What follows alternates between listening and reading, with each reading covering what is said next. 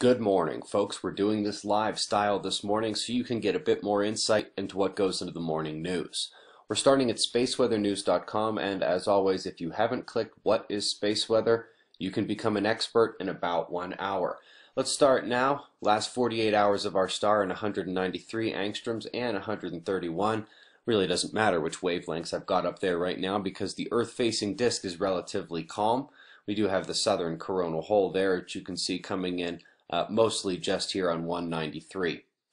So let's come down a little bit now. Find solar flaring absolutely flatlined with the big sunspots still on the far side of the sun. We're going to look at solar wind next. We have ACE and Discover. These ACE breaks are because one of the ground stations is now dedicated to following Discover. And as we follow Discover here, it does appear that solar wind speed, the purple, is on its way down. Really not much happening with the plasma density, but as the speed is on its way down and we exit the coronal hole stream, we are finally seeing the geomagnetic conditions wane as well. Looking at stereo A and the big sunspot we're waiting to return, that's left side on the south.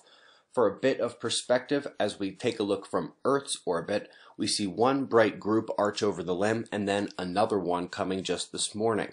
Those are the far right and just right of center bright spots on stereo A. Expect visual contact with the big guy Thursday or Friday. Interesting set of links for you below. First one details the X-ray signatures of a binary explosion, white dwarf and red giant. Wonder if Sandia's Z machine debunking of resonant auger destruction applies to this story too.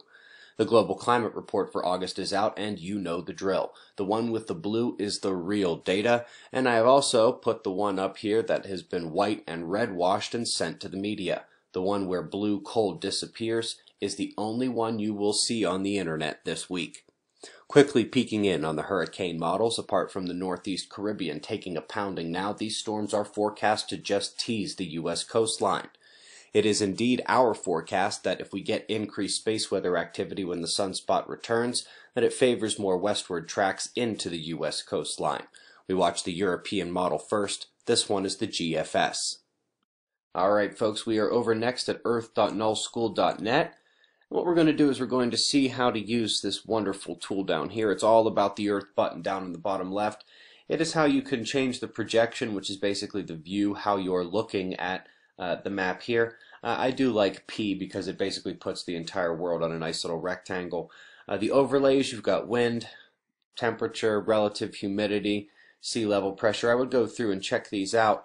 But these overlays really just apply to the air model here. Let's say you click ocean and you see that everything below there has changed really. You can look at the currents, waves, sea surface temperature.